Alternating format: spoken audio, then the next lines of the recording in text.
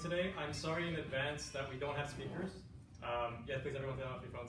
I'm sorry in advance we don't have speakers. That's because we actually asked the venue. They said that we're not allowed to have electronic speakers. So we asked for a podium as well. Unfortunately, we couldn't get it. But I think if we all remain relatively quiet, hello, please welcome. If we stay relatively quiet and respect each other's, when someone else's spot is talking, don't jump in the middle. I think we should be okay. Can everyone hear me? Yeah. Okay. So I'll just ask Mr. Jennis to speak a little bit louder too. Okay. So I'll manage. Yeah. Yeah. You're used to it. I mentioned it. Yeah. Okay. So first of all, I'd like to thank everyone for coming today. I'd also take the time to thank Mr. Jennis, Garnet Jennis, for attending today.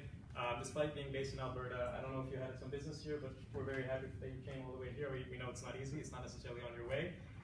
So he took the time to come here today to discuss the motion that he introduced in the House of Commons earlier this year on Iran, and just generally some questions that individuals might have here regarding the Conservative Party, Mr. Jennis's own policies, and how that relates to Iranians. And we're going to stick to the Iranian issue and issues that specifically affect Iranian Canadians. And I'll give a little bit of a bio of Mr. Jennis now. So Mr. Jennis is he is a member of the Conservative Party of Canada.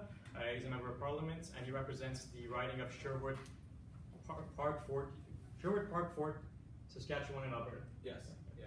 Everyone thinks it's Saskatchewan. Yeah, it's not. It's on the Fort North Saskatchewan River. That's why I mentioned in Alberta. He won this riding in the federal election of 2015. At 31, he's one of the younger MPs in the House, I believe. He was also named Maclean's Parliamentarian of the Year by his fellow MPs. He is also the youngest recipient of this designation ever. I think the closest person was like 10 years older than you. Yeah. Sounds good. Yeah. He's also currently the Deputy Critic or Deputy Shadow Minister of for Foreign Affairs in the House of Commons. So, in advance of this meeting, everyone I hope knows what this meeting about, what kind of caused this meeting was the motion that was passed.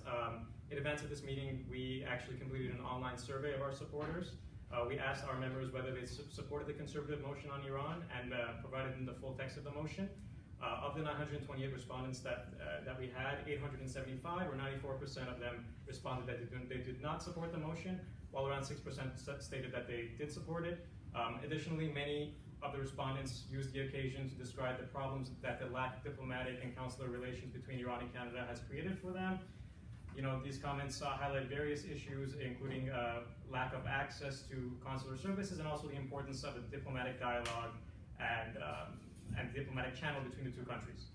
After this meeting, we'll provide a list of all the comments provided and the results of the survey to Mr. Jennis and email it to the members of Parliament. This is in addition to the official parliamentary e-petition that the ICC launched that asked formally the Canadian government to reestablish relations with Iran as a matter of utmost urgency. And this petition actually garnered 16,000 signatures from citizens and permanent residents in Canada, and most of those were from our community. As such, we thought it would be a good idea to have Mr. Jennis here today to kind of explain himself to our supporters and members of the Iranian Canadian community who might support diplomatic relations or might have views on this motion. So we're very glad that he came here. I'll just say a little bit. So when we told our supporters that Mr. Jennis had agreed to this meeting, many of them were surprised. It is no secret that a gulf has developed between large sections of the Iranian Canadian community and the Conservative Party in recent years, especially after the Harper government closed the Canadian embassy in Tehran and expelled Iranian diplomats from Ottawa in 2012. It is also no secret that the Iranian Canadian Congress has disagreed with much of the rhetoric and policies coming out of the Conservative Party in recent years, including, as we said, Mr. Jennis's motion itself.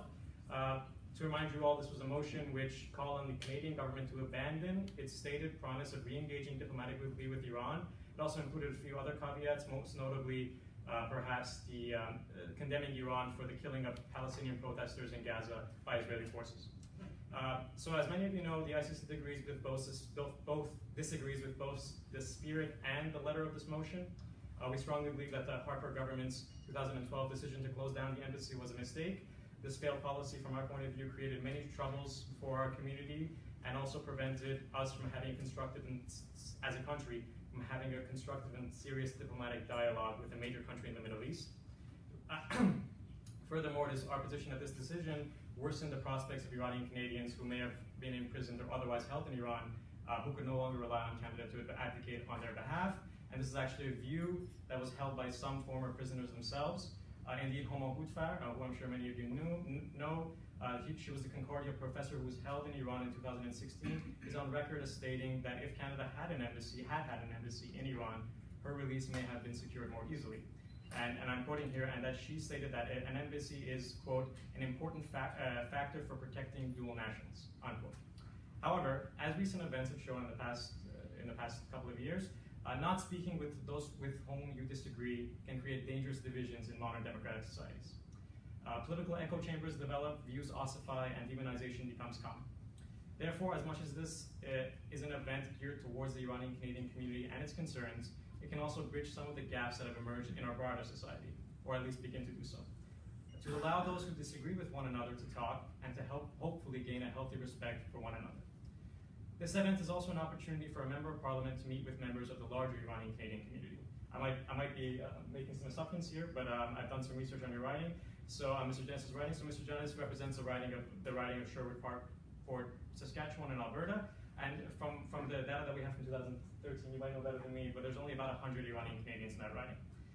Indeed, we are aware that that many members of parliament do not have the opportunity to meet Iranian Canadians outside of those who directly lobby their offices in Ottawa. This may be why some MPs seem to echo views that seem marginal to the community, that might be held by a small minority, and still claim that it's Iranian Canadians that they've talked to, or perhaps that they even represent. And perhaps why individuals like former Prime Minister Harper, along with the current Conservative House Leader Candice Bergen, attended the gathering of the Mojahedin Khalq, or MEK, a group that was considered a terrorist organization in Canada earlier this year. So before we get started, I asked all participants to follow a few ground rules. Firstly, I ask everyone treat our guests with respect and each other also with respect, despite any disagreements you may have. Mr. Jennis has taken time out of his schedule to meet with us, and we should acknowledge that many politicians on his side of the aisle would not agree to do so, and that he's showing a considerable amount of good faith by coming here today. Secondly, I ask that you keep your questions and comments to 1 minute so that everyone in the room gets a chance to speak. If you have any more questions or comments, you can wait for the second round, and hopefully we will have enough time for a second round. I will act as moderator of this event, offering clarification and asking follow-up questions as necessary. Additionally, and Bijan Ahmed mentioned this earlier, for those who were not in the room, audio and visual recordings are fine, but please keep them to myself and Mr. Jennis, because some individuals in the crowd do not want to be recorded.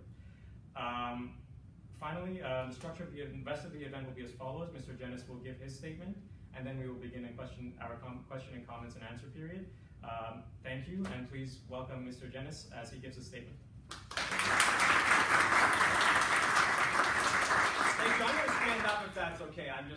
My voice doesn't work as well when I'm sitting down. Thank you for that introduction and for setting the stage a little bit with your perspective. I actually had the pleasure, one thing you didn't mention in my bio, I had the pleasure of working in the public opinion research business beforehand. So I look forward to seeing the results of the survey that you guys organized, and certainly I can recommend my former company if you're looking for scientific surveys or whatever. And I might be able to even arrange a discount for you.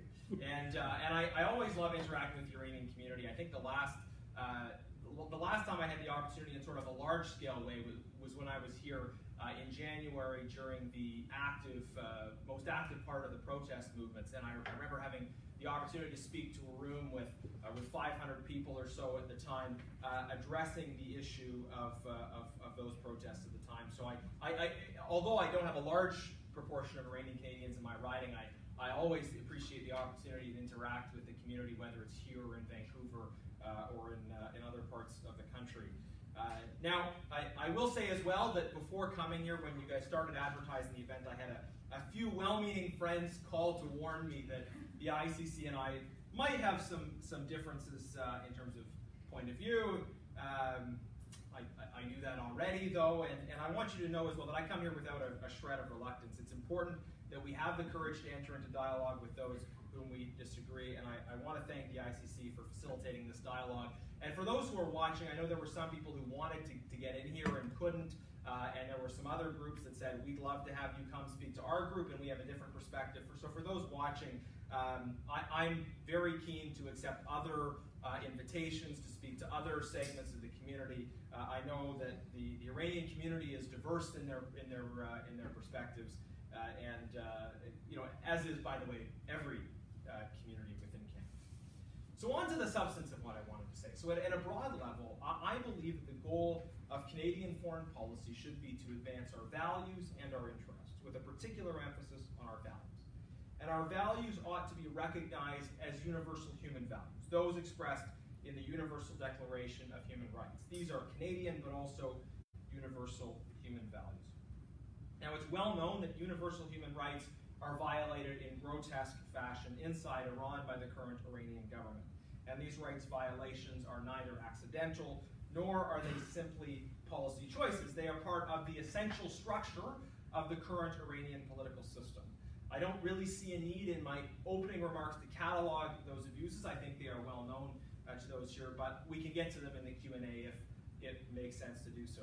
What is important, I think, is that we understand that the nature of the politics of the so-called Islamic Republic, its nature is to elevate a guardian class over the people, to deny the people the liberty to question or challenge that guardian class. It's to allow the guardian class to control all aspects of the public and private lives of the people, to deny any civil society an opportunity to exist which opposes or questions this ruling cabal, and finally, to refuse to respect traditional structures of national sovereignty and rule of law, to subordinate these things to the goals of the revolution as determined by the self-styled guardians of it. This is the political system as it exists. The relative power of so-called regime moderates and so-called regime hardliners does not change, from my perspective, what is the essential logic of the system, or certainly which is the power of the supreme leader. Real progress is not possible unless and until the system is replaced with another. As long as that system exists, rights violations will be endemic and persistent.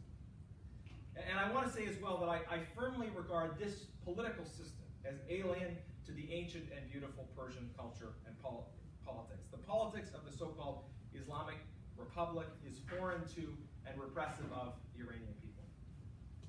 Now, of course, no one can propose that there are not also other nations which violate fundamental human rights, in certain respects, even to a greater degree. We ought to highlight violations in these cases as well, and certainly in the Conservative Party, we do that. We do that across the board. But pointing fingers at other people only gets you so far. The fact is that violations of fundamental human rights are endemic to the political system in Iran. This is not, in my judgment, a particularly contestable point.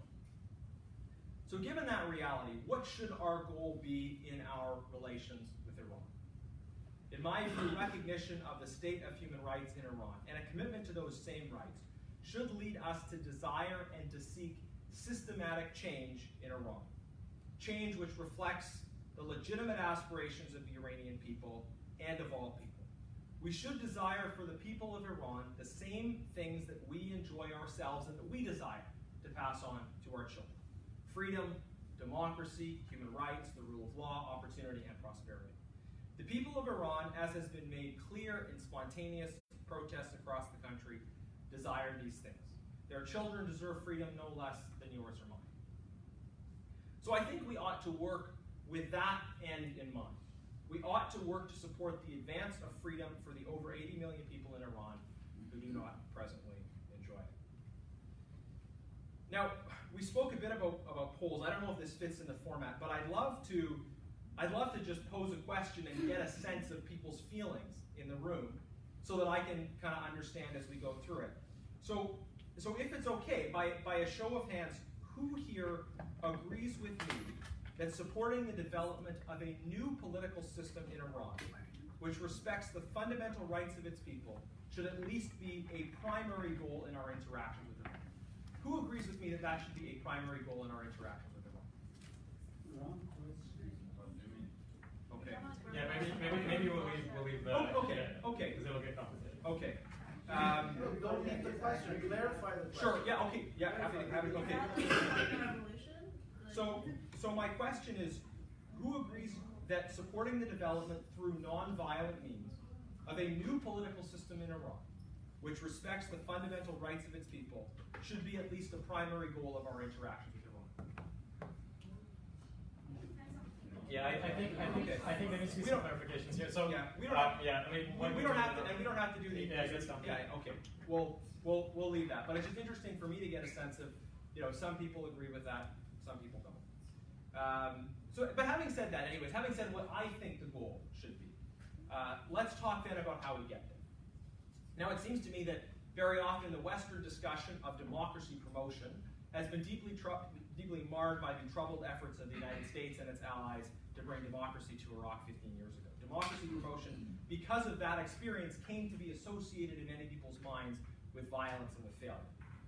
But that experience should not lead us to forget the experience of most of Eastern and Central Europe, Taiwan, South Korea, South Africa, and many other countries which made the transition to freedom and democracy for the people without violent intervention by another state, but rather with the application of a strategic mix of other democracy promotion tools along with strong action by their own people.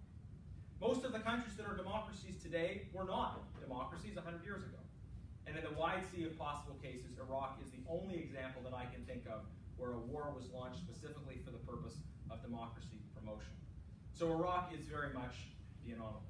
So let's dispose of the idea that democracy promotion entails violence. We can successfully promote political change in Iran that reflects fundamental human rights. That change can be, in a sense, revolutionary, insofar as it involves replacing the old system with a completely new system, while also being very much nonviolent. So then, what are the tools we should be using as part of this effort to promote freedom and democracy?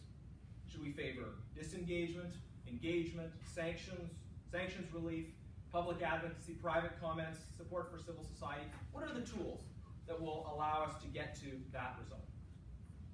Now, personally, I do not think that there is one universal way to pursue the advancement of human rights in every case. The right mix of different approaches at the right time is more likely to bear fruit than a one-size-fits-all.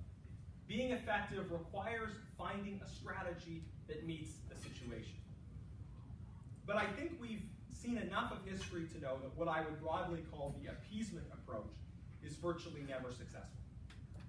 So what is appeasement? Appeasement is when we give something in exchange for nothing, when we look the other way in the face of grossly unacceptable actions, when we reward bad behavior. Appeasement is giving into a bully in hopes that they will be less of a bully. That never works, because giving into a bully proves to him that his approach is working, and it leads him to double down instead of changing. But what can we do in the particular case of Iran then to advance freedom and democracy? We have some recent experience, of course, trying to come to terms with the regime. In response to commitments with respect to suspending aspects of its nuclear program, Iran did enjoy significant sanctions relief. And this arrangement, JCPOA, was no doubt rooted in good intentions. The sanctions relief it brought could have made a meaningful difference in the lives and well-being of the Iranian people. It could have been an opportunity for the regime to pursue further détente with both the West and with other countries in the region, and to open new trade and cooperation opportunities with past foes. But all of us here know that the regime did not use sanctions relief as an opportunity to invest in the well-being of its people. It did precisely the opposite. It used its increased strength to expand its support for violence and terror throughout the region and around the world. JCPOA critics were surprised by how the regime responded to sanctions relief. Were not surprised by how the regime responded to sanctions relief, despite the good intentions of the deal's proponents. Because the regime is what it is, and sanctions relief did not change its nature. Sanctions relief, which delivers more resources to the government of Iran, will not make its way to those people who need the support the most. We know this both by logic and by history in general and in particular.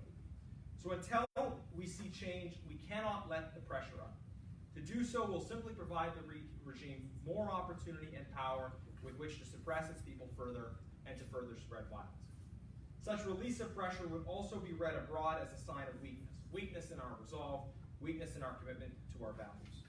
We want to associate improvements in relations with concrete, significant, and durable improvements in the behavior of the regime. But the regime wants us to give concessions in exchange for nothing. And they seek this by supporting agents around the world, financially and otherwise, to to advance their values and priorities in Western countries. These agents claim to speak on behalf of the Iranian diaspora. However, we know that the Iranian diaspora is overwhelmingly opposed to appeasement because they understand the DNA of this regime. Many of them, of course, emigrated precisely to get away from it. Now, that said, recognizing that we cannot and must not give something for nothing, we want to be as targeted as possible in the mechanisms of pressure that we propose, so as to target the regime and its enablers, not the people.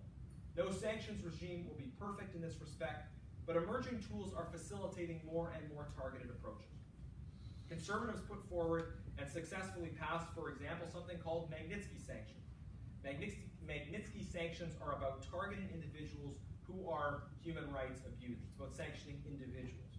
So if people in this room have feedback about how we can smarten sanctions, about who specifically should be targeted, and how, I look forward to hearing, and we can certainly research and explore those proposals.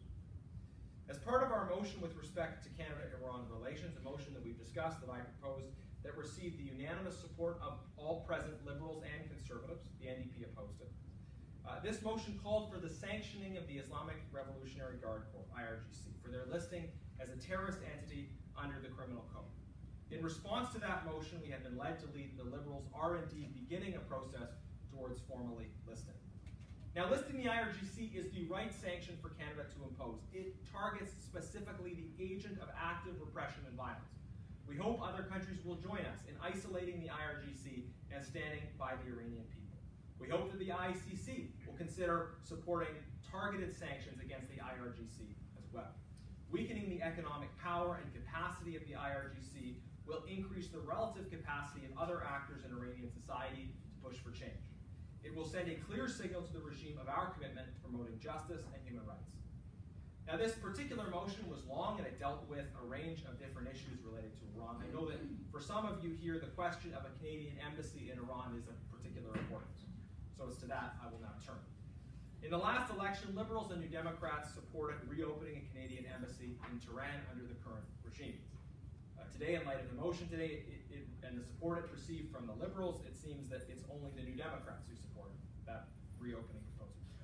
But in any event, from my perspective, there are many reasons not to reopen the embassy. One of them, of course, relates to the foregoing analysis, to the fact that giving something for nothing by seeking to restore diplomatic relations would send a very dangerous message to a regime that has never before seen re-engagement as anything other than an opportunity for increased aggression. There is also the question of activities which would be pursued by an Iranian embassy here in Canada, activities potentially aimed at intimidating the diaspora. But there is one particular aspect of the embassy discussion that I have yet to hear a response to, and that is the question specifically of the safety of diplomatic property and personnel. We know that the Iranian regime has a long history of attacking diplomatic properties and personnel. So for those who disagree, I mean, there's instances, the US, Pakistan, the UK, Saudi Arabia, some very recent. So should we have an embassy in a country if we cannot guarantee the safety of those diplomats? I posed this question during debate in the House of Commons. I asked my friend from the NDP, Cheryl Hardcastle, I asked her this: would she support closing our embassy in a country if the government of Canada could not ensure or guarantee the safety of diplomatic staff? Now, here's what she said. She said, this issue is not black and white. If a government needs to close an office for safety, of course it can.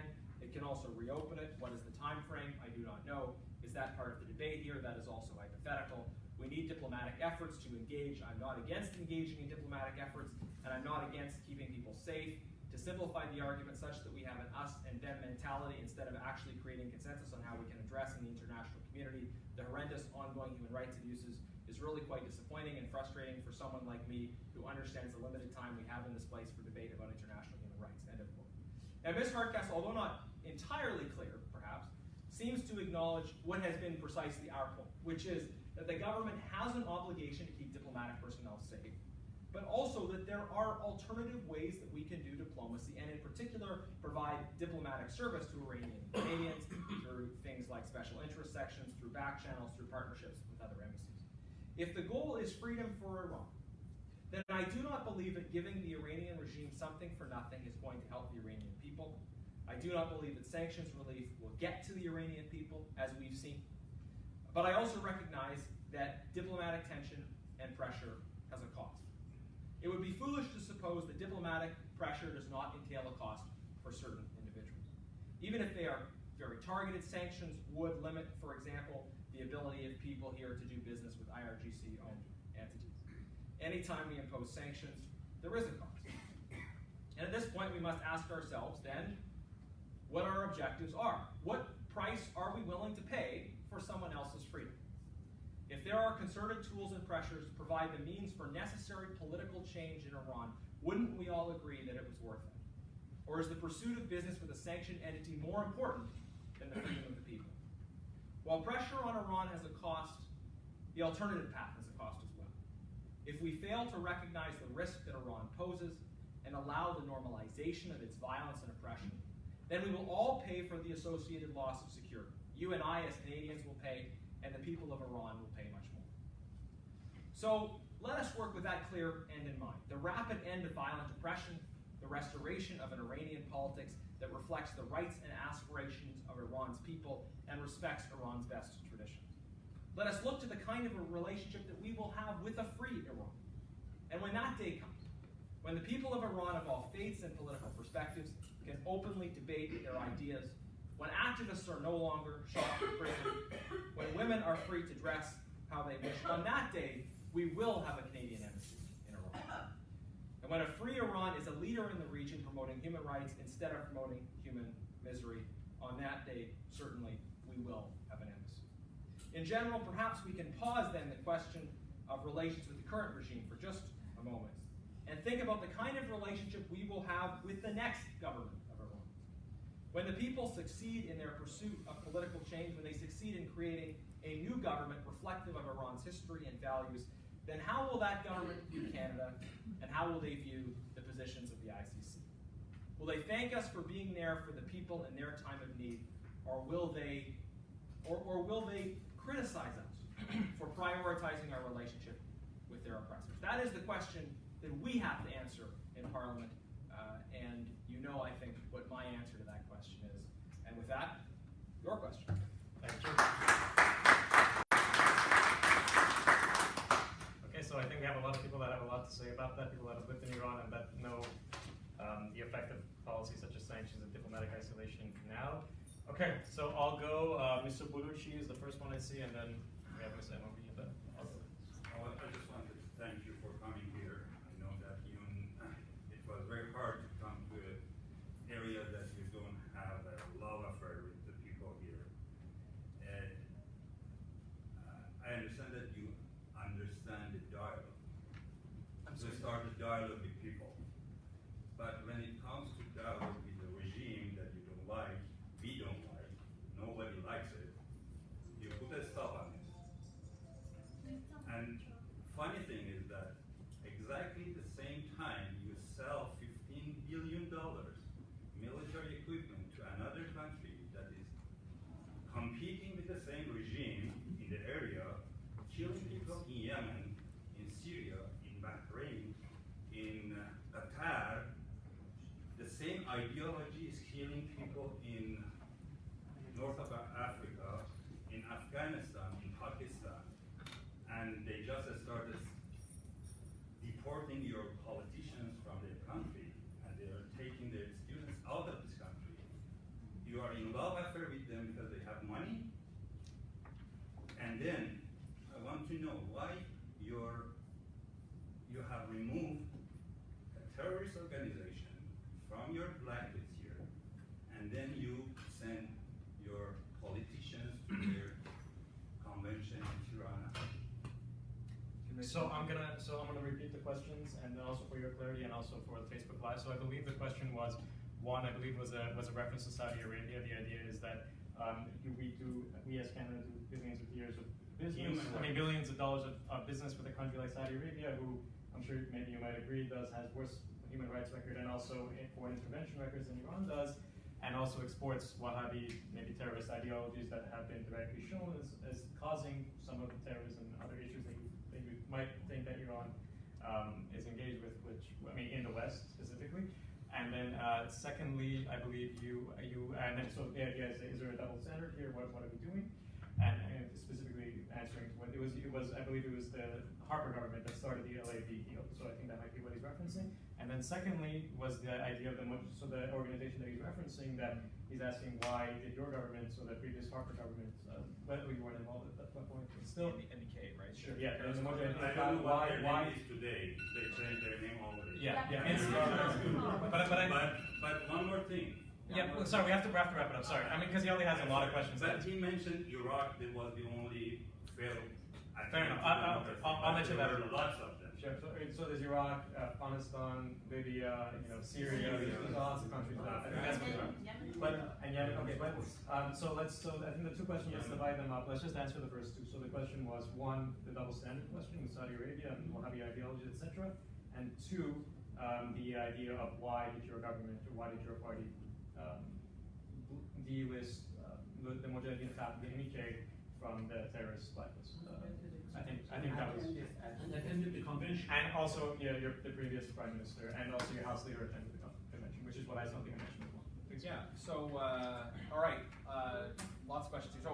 So I know it wasn't repeated, but the gentleman, if I heard right, started his preamble by saying, thanking me for coming in light of it being difficult. It wasn't difficult to get here. I mean, the traffic was not great, but otherwise, I'm very happy to be here and yeah, with no reservations in being with you. And I know people here are sincere in their people are standing up to look. So maybe I'll stand up so you can see me then.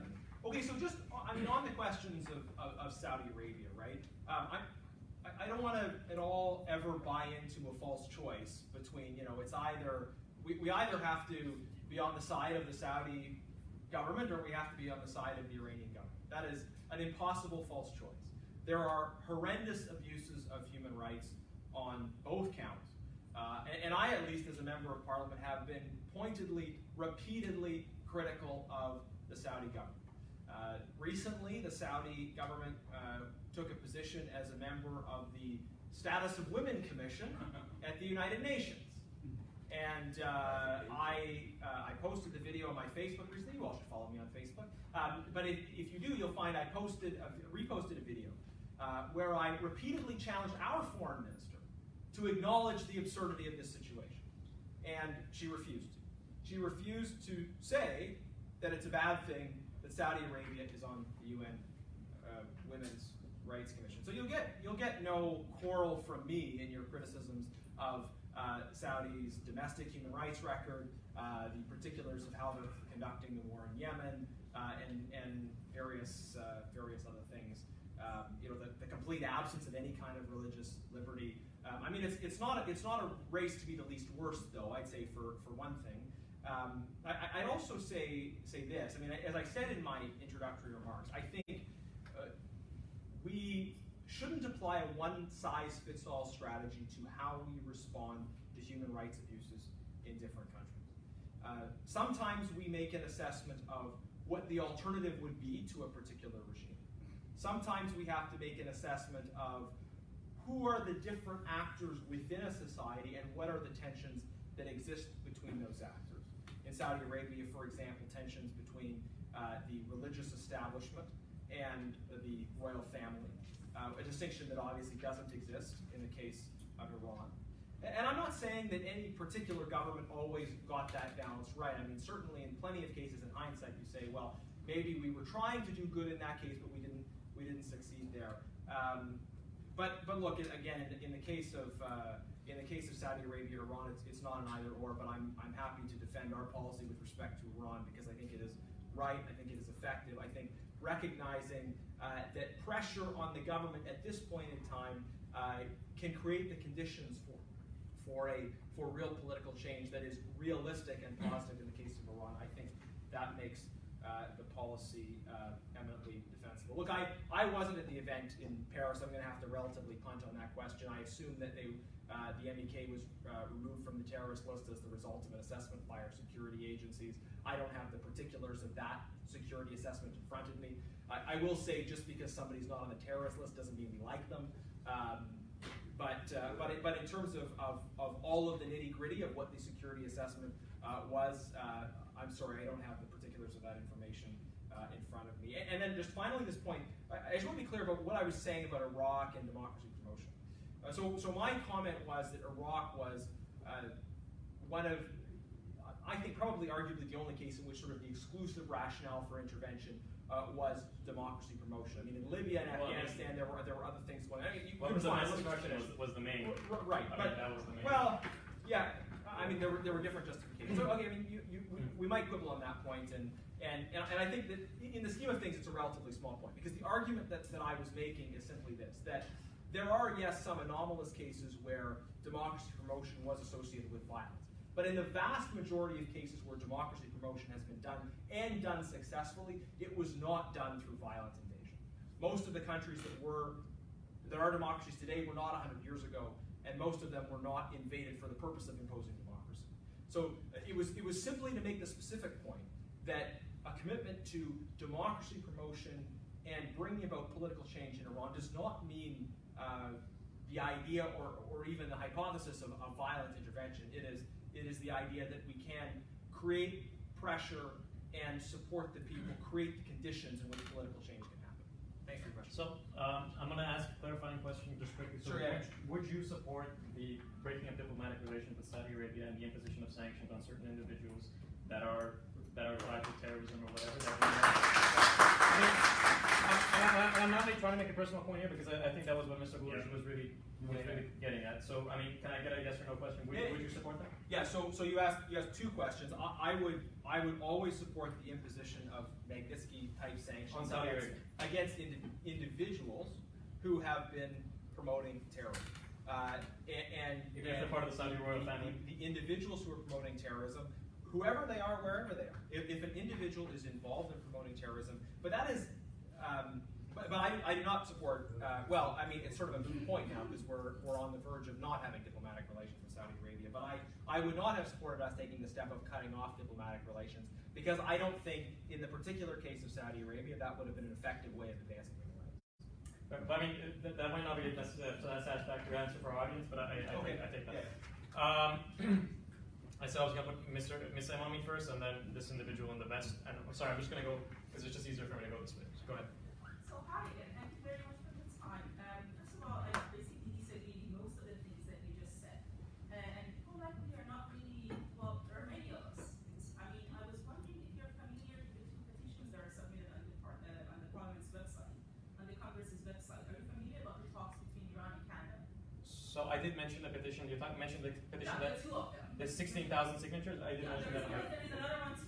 There is another one with 600. 500, 600 almost. And once you're talking about different voices within the Iranian community, it's really hard for me to understand how does the Congress want us to show that like one of these voices is like supported by many more people, one of them is not. So first question is that, and secondly, I mean I understand that you're critical personally about people that commit human rights abuses anywhere in the world. Well, I was wondering if you have your motion ready to submit on the Congress to stop the talks between Canada and Saudi Arabia. Because we're not talking about selling weapons to Iran. We are not talking about, even that motion is not about starting embassy or anything. It's about talking. Like, do you have your motion ready? Since you're so worried about human rights and you're So let me clarify again. Let me repeat and clarify the first question. So what she's referencing is there were two petitions that happened. One was a petition initiated by the ICC, and another petition was initiated by some people opposing that petition. So it was a counter petition. So our petition gathered 16,000. I think it's around 15,700 and something signatures. Whereas the opposing petition that was, I believe, sponsored by Ms. Samir Mohyeddin, that petition garnered, I want to say less than 1,000, 600 signatures. So what Ms. Emami is asking is, you speak about different views within the community, and she's saying, well, I believe what she's saying is that to say that it's equivalent or it's half and half is not true. Really looking at maybe like 20 to 1, something like this. I think that's what she's referencing. Or do you understand my saying? So yeah, So and the second one, I believe it was more or less the same question I asked him, but it's more specific. Do you have your motion ready, or is it like when are we going to see a motion to action? Well, I mean, I think maybe you stick to the first one because it kind of okay. So Well, I mean, I'll just do the second one first very briefly, and then I'll address the first. I mean, I think the Saudi question, I've answered it. I think there are, I think, and you may not be satisfied with the answer, you know, and you can vote for somebody else. But on the issue of Saudi Arabia, again, you'll get absolutely no defense of Saudi Arabia's human rights record from me. I have been vocal on that point repeatedly, but I do think that different cases call for different approaches. Now, I think that we need to look at the particulars of the situation and say what kinds of actions will make a difference. I also, by the way, do not think the physical safety of our diplomats is in danger in Riyadh, and I think that's a very different situation. Sorry, I'm going to jump in here. Sorry, I'm gonna jump, everybody, please. Let's give Mr. Dennis some time to speak. But I will jump in here real quick because I was actually involved at the beginning of this, and I spoke to certain individuals in the government at this time. The Harper government could not actually prove satisfactorily that the diplomats were in danger, as far as I understand. So at the time, that was my understanding. That was what I heard from Paul Dewar, who was the Foreign Affairs Critical Committee at the time. So if you have different information about the hearing, I understand that it was done in the context of the British Embassy, but they could not verifiably prove that Canadian diplomats were in danger. But that's But sorry, go on. You're saying. I have a huge amount of respect for Paul. He's a smart guy. He has a different perspective than I do. Clearly, his assessment of the risks were different. But look, when you have your diplomats in a country where there is a pattern of behavior by the local government, which is to use diplomatic properties and personnel as targets and pawns to try and put political pressure on the other country, I think that's something we should take pretty seriously. And if I was being posted as a diplomat in one of those countries, I would want us to take that pretty seriously too. But again, to be fair, to clarify, it wasn't, from what I understand at least, it wasn't the actual government that did this. I think they might have even tried to stop it at some point or something. It was some individuals within. But you can make arguments that maybe why they didn't stop it enough. Well, I understand, but just again clarification. But go ahead. If you can answer the petition question, sorry. Yeah, no, I'm very happy to answer the petition question. I do think it's a bit of a stretch to say that in response to the particular political objectives, which were clearly the objectives of the regime, there were spontaneous popular protests against foreign embassies. Whenever we've seen spontaneous popular protests in Iran, it's been against the Iranian regime.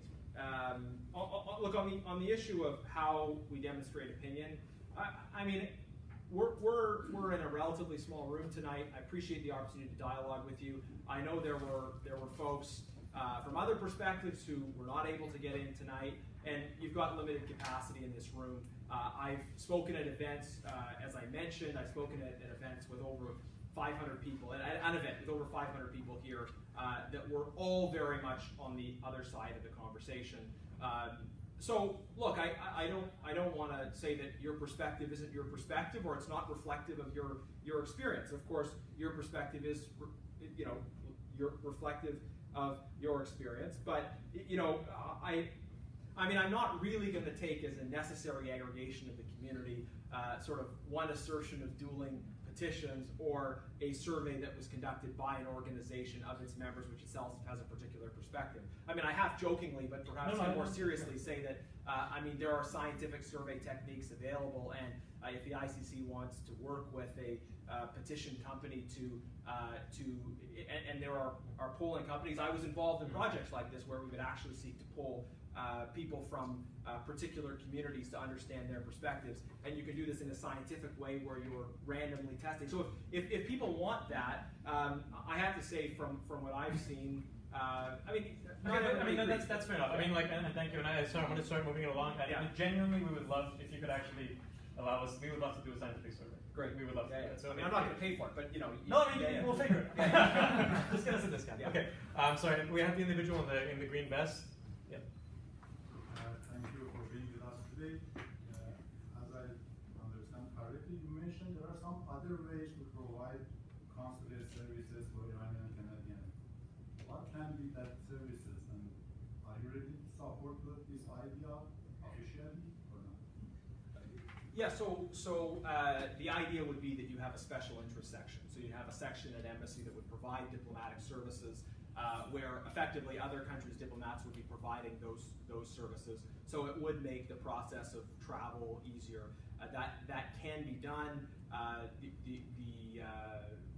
for instance, in the U.S., they have a special. There's no Iranian embassy in Washington, but there's a special interest section. I think it's the It's a Pakistani Pakistani embassy. Yeah, I mean, I think that this is something worth exploring. I mean, I have no objection to. That's not the same as the reopening of diplomatic relations. And this is, I think, an important point to think about as well, is that, yes, there can be workarounds that deal with the legitimate needs of people. I spoke with a gentleman earlier who was telling me that his father, I think it was, who's in Iran, and there's issues with visiting back and forth. And this is an issue where special interest sections can definitely play a role. Could you And- please announce your support for this session? Important, because most of the people here are for the same reason, here for the same reason. If you announce your support for consulate services, it would be much appreciated. So I am not in support of reopening diplomatic relations, but I have Your no support I have is no problem with Your support is special enough for intersections. us. So he's saying, so you do support consular services special through a special interest section. Yeah, I have no objection to that. I mean, and to be fair, ICC has always said, I mean, we value diplomatic ties as well, but we've always supported the opening of consular services as a first step towards a full resumption. of I was diplomatic. told by someone, by the way, and I can't verify this, but that the Iranians have not agreed to that option. There are issues with that. Okay. We can talk about it later. Yeah. Okay. Sorry, I believe some of the individuals in the Senate room. So, Kaveh, did you have your hand up before? Yeah, go ahead. Mr. President, first of all, thank you very much for being here. Thank you for your courage in introducing that motion. I know it's not easy. I come to you as somebody that was one of the organizers of the event that you spoke at in January. I come to you as somebody that lobbied Parliament before you joined for Parliament across all parties to recognize crimes against humanity committed in Iran, and to recognize September 1st as a day of commemorating political prisoners in Iran, an event that a day of commemoration that the ICC refuses to recognize. So I think it takes great courage on your part to appear here. Thank you very much. On the petition point that was raised earlier, I just want to add a certain point, which is that I think it's really important to compare apples to apples. For the people that are actually signing petitions against the Islamic Republic, there's a great deal of fear that if their names are ever leaked, they themselves and their families would be in tremendous danger. They would end up in prison. So I think the idea of comparing these numbers is ridiculous. Now, my question to you, sir, you raised a really important point here. Talk about the Iranian government investing a great deal in sort of front organizations, diaspora organizations that appear to speak for the community, but in fact are actually advancing the interests of the Islamic Republic. I want you to sort of, if you don't mind, explore that a little bit further and talk to us about what steps you think, as a parliamentarian, you can take to expose those organizations for what they are and to kind of remove their credibility. Sorry, so one thing, a clarifying point you made on the petition. Petitions are anonymous in Canada. Official parliamentary petitions are anonymous in Canada. So, but that is a fact. That is a fact. But please, so the question. Sorry. So the question was. So I'm going to clarify the question again for Facebook Live. The question was, you mentioned something about front organizations for the government in Iran, and I believe his question was, how do you prevent or expose them? Yeah, well, thank you for the question, and this is a concern that I hear regularly from people in the Iranian community who feel that there is regime money that comes into Canada for various purposes, and there is also a fear about retaliation that could happen towards people's families, and it's not just a concern for the Iranian community, by the way. There are other repressive regimes around the world, and people may not be thinking about this if they come from if they were born in Canada, but there are many people from around the world whose political activity here in Canada could be tracked, and their family can face negative repercussions back home for what they do. So this is a big concern for us. On some level, it's a difficult thing for us to know exactly how to respond to, because some of these things happen outside of our country. But I think I'm keen on hearing suggestions from the community, from people that are affected by this, how we can respond when there's this issue of money coming from outside that are designed to shift our political debate, to give power to some organizations over others, and present a distorted view of how the community things. And I think there are some legislative tools that can do that as well, specifically tools around whether or not foreign governments can be funding certain kinds of activities in Canada. I think it's an area worth exploring for sure. So just one question, so clarifying Yeah. question, because this is a divisive point, and it's one that's been made before. Do we actually have any actual documented occasions of this actually happening in Canada? Or as far as I know, there are no organizations. As far as I know, that we're the only real advocacy organization for Iranian Canadians here, and we don't accept money from the Canadian or Iranian government from no governments. So my question to you is: do we actually have proof that this is occurring, or is this could be a kind of a tactic that's been used to delegitimize some voices over others? But really, do we actually have proof? Because I would like to know. Do we have proof of organizations like this existing, or money actually coming in, or is this kind of like, predictions? Yeah, maybe the gentleman in the back knows of specific cases. This is something that I hear about a lot from the community. So it's something that I think is worth sharing from that perspective. But you're not aware of any. I don't want to get into a back and forth where you're not aware of any. Well, I'm not prepared to point fingers at specific organizations tonight. But I think that this is something that requires effective enforcement and further study because it's something that, again, I hear about regularly from people. But we don't have any proof of that happening. So that's at the moment. This individual might, but otherwise we don't. Okay. This individual in the glasses. Sorry, with the short hair. Okay. Actually meant him, but you can talk afterwards. Mr. In the black. Yeah, that's you. Yeah, hi. I want to say two things. One is that just because there's been widespread protest doesn't mean people want the regime to change. Could be because they want the same regime to change its policies.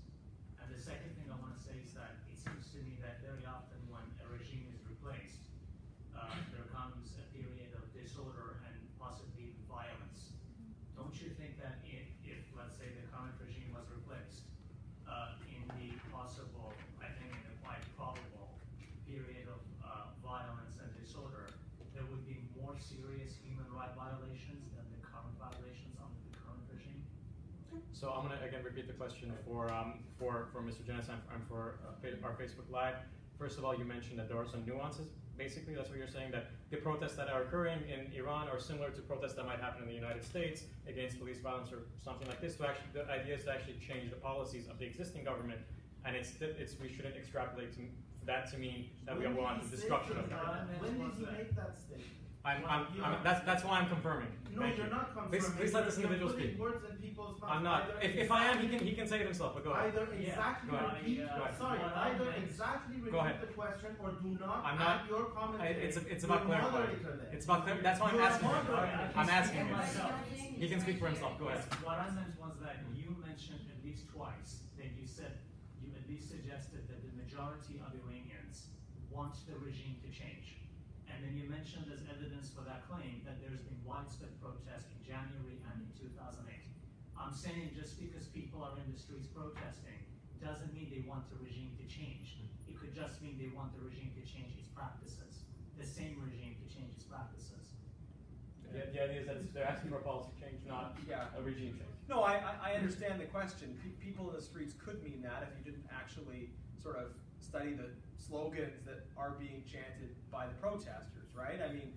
When you're chanting "death to the dictator," it's sort of hard to interpret that as a desire to see the dictator stay in place but change his policies. I think that's precisely the point. The comparison to anti-police violence protests in the United States is, with all due respect, a little bit much. The protests that exist in democratic countries exist in the context of people being allowed to protest, and they go out and express their point of view. That's different from a protest movement, which is fundamentally not allowed, where people are speaking out against the very structure of the regime, calling it to change, where they are stripping off the mandatory dress code and risking their lives in the process. Surely that is indicative of a much deeper kind of dissatisfaction than, we just want to get rid of the carbon tax or something, right? Clearly this is something more fundamental. And look, we don't have a scientific survey of the Iranian people either, but if you're going to offer me dueling petitions as the basis for opinion, then I will offer you massive protests where people are risking their lives as a strong indication of public opinion. Now, in terms of the question of disorder and violence happening in the So context maybe of we should political actually, change. I should just repeat the question. So the question was whether regime change or basically, maybe, I mean, that term is loaded, but basically what Mr. Jennis might have been kind of advocating for, which is the revolution essentially within the country, or regime change in a sense, it would actually cause more disorder and more human rights violations and perhaps the deaths of innocent people. That's from what I understand what you were saying. So go ahead. So, I was in Ukraine a couple years ago, and I was inspired to walk in the places where Maidan protesters walked. I was actually led by a guy who was part of the Maidan protest. The Maidan was a protest movement that called for political change in Ukraine, and it was ultimately successful. People were killed in it, but it was an essentially nonviolent protest movement that brought about political change in Ukraine, that brought about a return to a system that was more accountable, more democratic, etc. Yes, it can happen. Yes, it has happened. And yes, it will happen again. There are obviously counterexamples where a revolution has been followed by the ascendance to power of a similar or worse regime. But I believe that, first of all, the current regime in Iran is so repressive that it is worth pursuing change. That we shouldn't give in to a soft bigotry of low expectations and say, well, this is as good as it's going to get for the people of Iran. I don't believe that repressive theocracy is as good as it's going to get for the people of Iran. I believe that freedom, democracy, human rights, and rule of law, that is what the people of Iran deserve, and that's what they can have. And we should work with that goal in mind. And I just don't see a scenario, frankly, in which a worse regime would take over. I mean, by what criteria could a regime be dramatically worse? To be fair, I mean, like, if we're really looking at the region, I think what most individuals here would say is that we look at Iraq, we look at Syria, we look at Libya. It's not even just not a worse regime; it's anarchy and death and civil war. I mean, to be fair, I mean, like I think that's really what they're addressing. I mean, it's not necessarily between one regime and the other; it's between a regime and anarchy. Yes. I mean, and that's really the question. So I think that there are dramatic political differences in terms of the facts on the ground in all of these cases. I mean, you in Libya? Well, so in Libya, I mean, the issue with Libya was you had a civil war, you had a kind of disorganized rebel army. The same argument for that. Go ahead. Worse dictatorship, those kind of things, and you invaded, and now do you support that? Sorry, what are you arguing against? So I advocated not. So Mr. Jennis is not actually arguing for war. I think that's the point that you're trying to make. Yeah. What he would ask for is economic pressures and other pressures and diplomatic isolation. And that's really what he's asking for. We're gonna move on. I believe we have a lot of hands up. Okay, so Semen is on the board, and she is my sister, but she has had her hand up for a long time. Yeah. I mean, I can't ignore it for long, but go ahead. Hi, thank you for coming here today. So my background actually is in anthropology, so I have a master's in anthropology, and I spent the better part of the last 3 years researching, on the ground. I went to Iran, I spoke to people, and so my research really was on how sanctions have affected middle-class folks in Tehran specifically. And I keep in contact with a lot of my interlocutors that are really having a tough time. So, and, there are a few key kind of points I would like to highlight that my research has brought forth, and I consider myself kind of an expert on how the economic sanctions really affect folks. So there's the amount of precarity one feels when you're in Iran and you're middle class, and then you don't know how much money like your bank account has, because you never know what its value is the next day. And that precarity, and I want you to imagine your own bank account in that state of flux, is so dire that folks don't know if they can, for instance, if $10 can afford them 5 slices of bread today, what that will mean tomorrow. And I need you, and it's very difficult, I think, and we take it for granted how our dollar maintains the same value every day. But I want you to think about that for a second. On top of that, and so I spoke to a lot of people, and this kind of economic precarity, and the amount of disdain they have for sanctions, and I was there when the JCPOA was agreed upon, and they were really excited for that. But it was also a time when it was right before Trump got elected. And I had, I think she was 10 years old. She was a daughter of an interlocutor, and she was like, "Do you really think that Trump is going to get president?" And at that time, no one thought that was going to happen. And she said, "Well, I really like my room. I really like my stuff. Do you think he'll bomb us? Because I hear on the news, because they watch BBC, I hear on the news that if he comes back, they're going to scrap the deal." And if a 10-year-old can kind of gauge that, economic sanctions aren't actually promoting peace, that economic sanctions actually are a different kind of violence that someone feels every day, the not being able to eat, the amount of precarity they feel every day, the fact that they're in near starvation, some folks are left homeless. For me, I don't see that as a non-violent way of trying to get at the end to meet the ends that you're proposing here, which is promotion of human rights, et cetera, et cetera. Because for me, human rights also does include the ability to afford your food, the ability to be able to afford housing, et cetera, et cetera.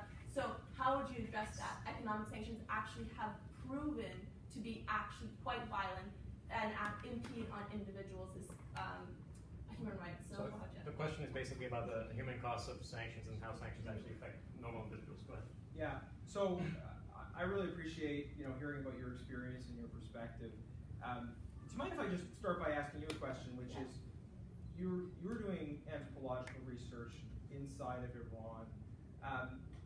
Do you think that if your research had come to a different conclusion, hypothetically, do you think you would have been able to stay and continue to do that research work in Iran? I actually was in Iran when Homo Hafar had gotten arrested, so I have so I was in a particularly precarious position, and I went to McGill, and so I'm colleagues with her technically because we're both in Montreal. Yeah. So and I've had conversations with her, and also my supervisor, very close, and again we've come to this conclusion: for researchers to feel safe in a country, there needs to be diplomatic ties, as well as this kind of imprisonment for researchers, especially Iranian Canadian researchers, actually is beneficial to these more right-wing voices, extremist voices in Iran, and economic sanctions actually boisters. Let's try to stick to that. So the question was about the human cost of sanctions. Maybe this is too much to bring in, but we really don't have enough time. We have to move on. Let's Let me. There's always more to say than we can maybe say in the time that we have. But look, I mean, in terms of diplomatic relations, honestly, for researchers, though, I mean, there's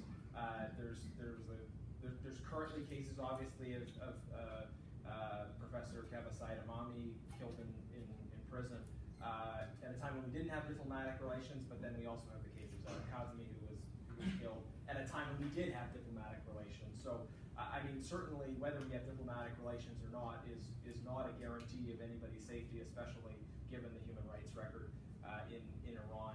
But to the issue of the cost of sanctions, look, as I said, I think we need to aim for the most aggressive and smartest sanctions we can, which means targeting specific human rights abusers, and which means sanctioning the IRGC and listing it as a terrorist entity under the criminal code. And I would love to hear what perspective people have specifically on the listing of the IRGC as a terrorist entity. I agree with you, though, that the economic situation is challenging for the people of Iran. And then it's just a question of, okay, to whom do you attribute that problem? After JPOA, when there was major sanctions relief, that sanctions relief was used not to benefit the people of Iran. It was used to further support violence and terrorism in the region. It's obviously in the interests of the regime to create a narrative that blames economic problems on external powers as opposed to its own actions. But the protest movement suggests that a large number of Iranian people don't buy into that narrative and understand precisely that it is the government's adventurism throughout the region that is leaving them vulnerable economically, because that's where the investment. So sorry. So just to put some clarifying facts. So the sanctions were lifted for a very short amount of time. Many would argue that most foreign observers would also argue that the benefits of the economic benefits of sanctions, of lifting of sanctions, didn't actually reach Iran on either way. And she did make the point that the currency actually did stabilize because of the lifting of sanctions. So you can argue that there was real.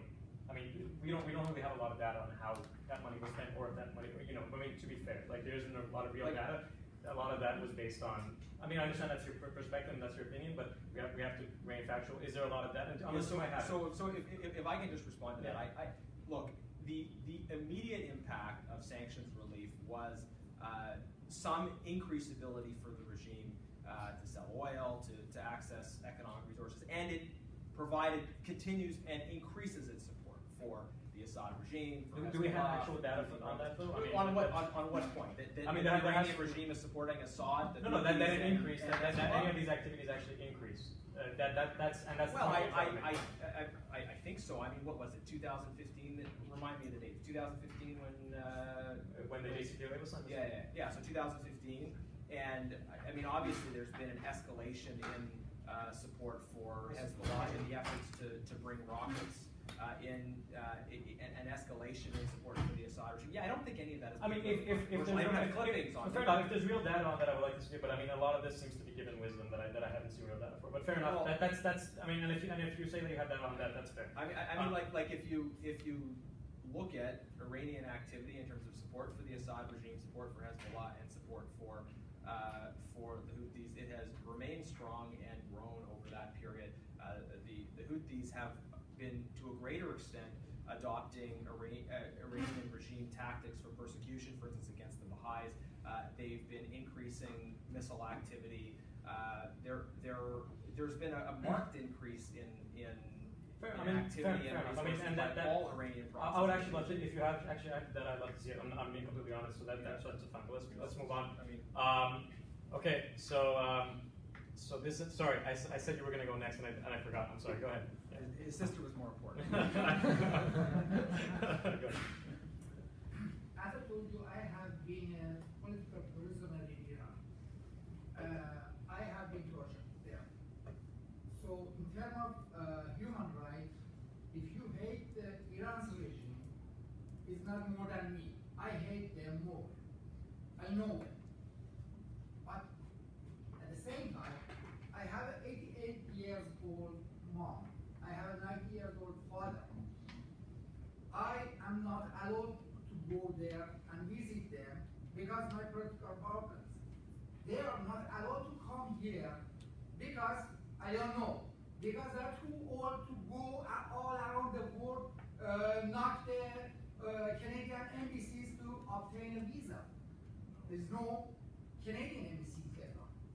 You talked about the safety of the diplomats. You talked about the safety of the Canadian diplomats. Canada has an embassy in Afghanistan. How many diplomats have been killed in the last 200 years in Iran? No, nothing, zero. How many have been killed in Afghanistan in the last 20 years? You know, more than 20. So, thanks for the question. I think first of all,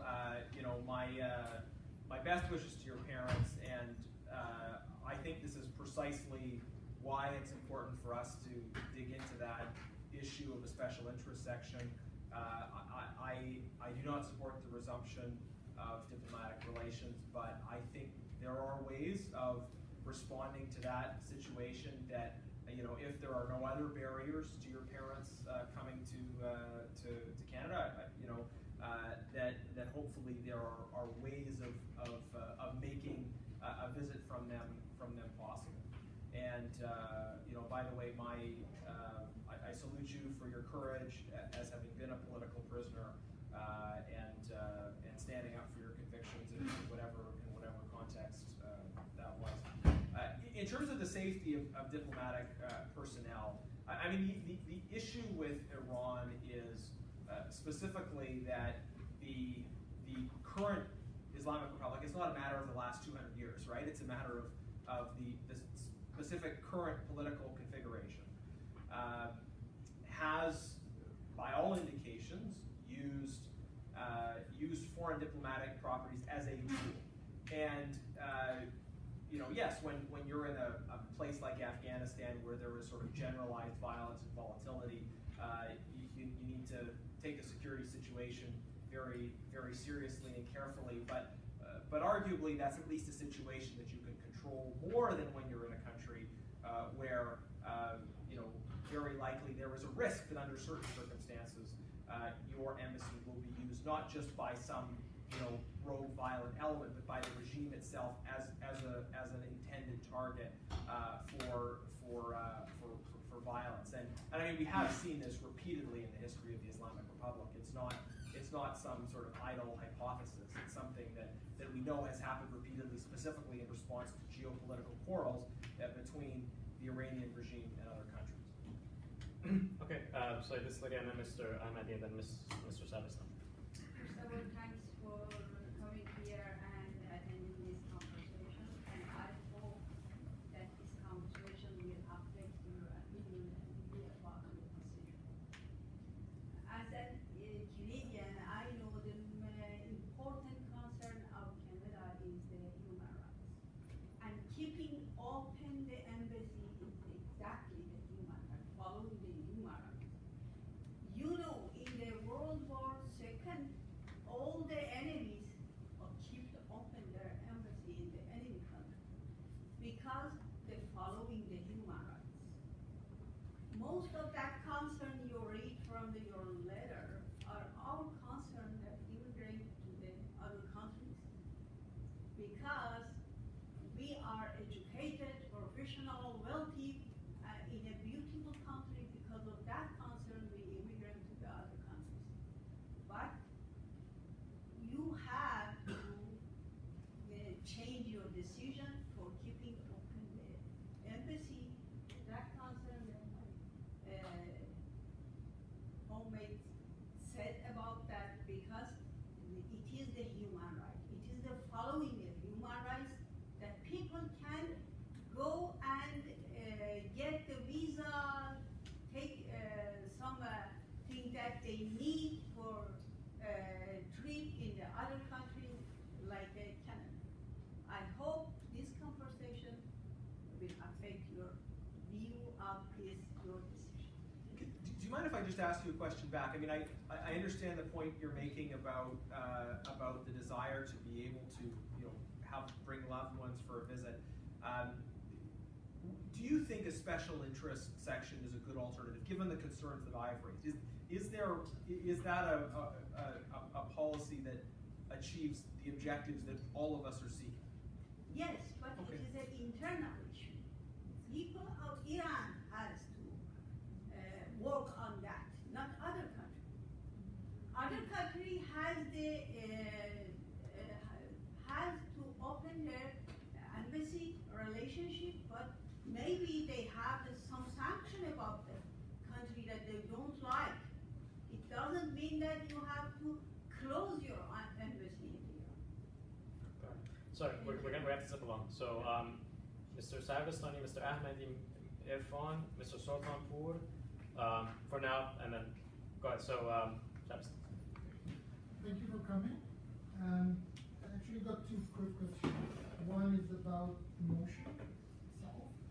You're saying that you support the intersection, opening of an intersection, but the motion you propose bans any type of dialogue between the two countries whatsoever, period, right?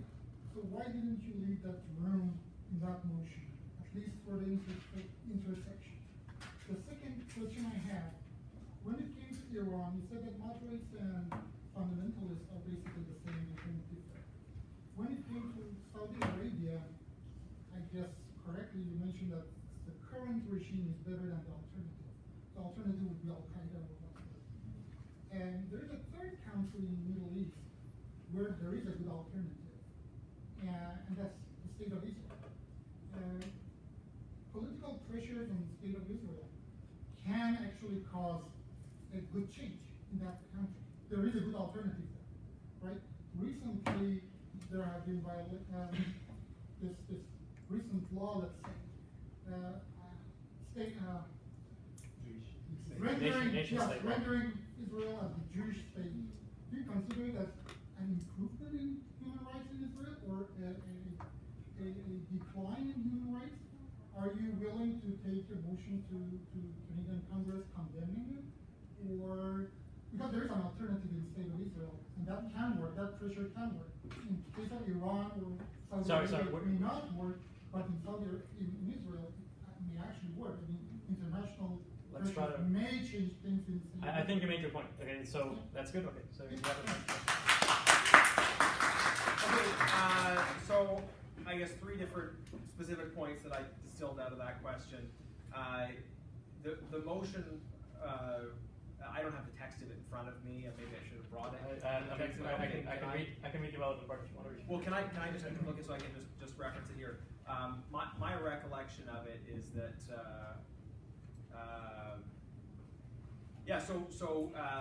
call on the government to abandon its current plan and immediately cease any and all negotiations or discussions with the Islamic Republic of Iran to restore diplomatic relations. I think that's fairly clear that it's about ceasing any and all negotiations or discussions to restore diplomatic relations. And the diplomatic relations is the issue. I think that's especially support clear discussions given for that Council of Affairs. Well, I don't have any objection to the opening of special interest sections. I just want to underline the second section, since it calls on the government to demand that the Iranian regime immediately release all Canadians and Canadian permanent residents. Let's stick to that. No. So it's fairly obvious in sub 2 that we still envision the government saying things to the government of Iran, just not having discussions about the reopening of diplomatic relations.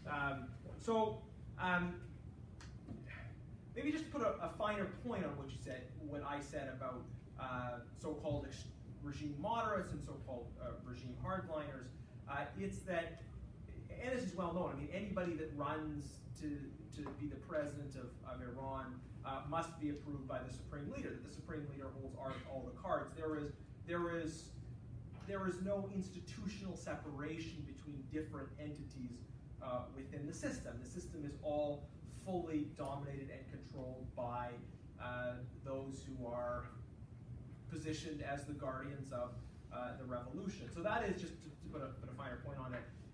Look, in terms of Israel, I mean, the question of the nation-state law, I am not familiar with all the particulars of its provisions, but I will say this. I do not have a problem saying that Israel is a Jewish state. Israel is a state that was designed, I think legitimately, as a homeland for the Jewish people. That does not obviate of obligations towards minority communities. And as is well known, there are Israel is one of, if not the only countries in the Middle East where Muslims are able to vote in free and fair democratic elections. They enjoy representation in the Knesset. Because I know there are Muslims in Congress, in Israeli parliament. Yeah. Do you think after this new law? I believe Mr. Jenna said that he's not aware of the particulars of the law, but you should know that a lot of observers. So they can't vote. The Muslim people can't vote in settlement. Yeah, so there are certain, but I don't think you were prepared to answer this question. Sorry, so let's move no, on.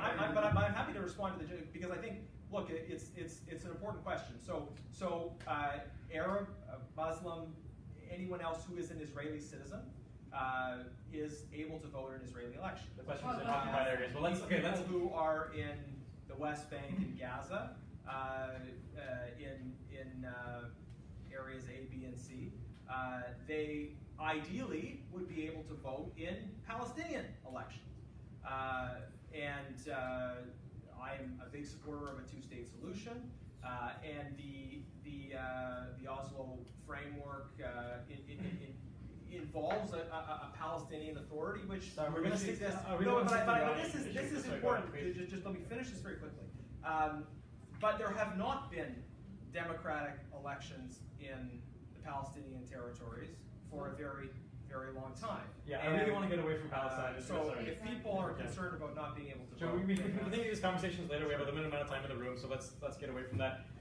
So Mr. Ahmadi, then Irfan, then Mr. Sultanpour, and then yes. So thanks for being here, for accepting the ICC invitation. Just one thing, first of all, I'm amazed at how a member of parliament talks without actually presenting any piece of evidence or facts. And you talk a lot of what you mentioned is not based on facts or evidence, it's actually your assumptions. And even when Pouyan actually asks you for evidence, numbers, and data, you cannot provide it. So it's amazing that a member of parliament actually presents his points without evidence. So I actually decided, instead of asking you a question, to fact check on a couple of things that you mentioned, and then if you want, please respond. Safety and security concerns for Canadian diplomats. A report was actually accessed by actually CBC, and they published a report about the safety security assessment report that was done by government agencies in November of 2014. And I read a part of this report. The report completed less than 9 months before the Conservative government shut down the embassy and ordered Iranian diplomats out of Canada, said the biggest threat at the time was from a natural disaster, and continues to say the high risk of catastrophic earthquake remains the most significant safety and security challenge.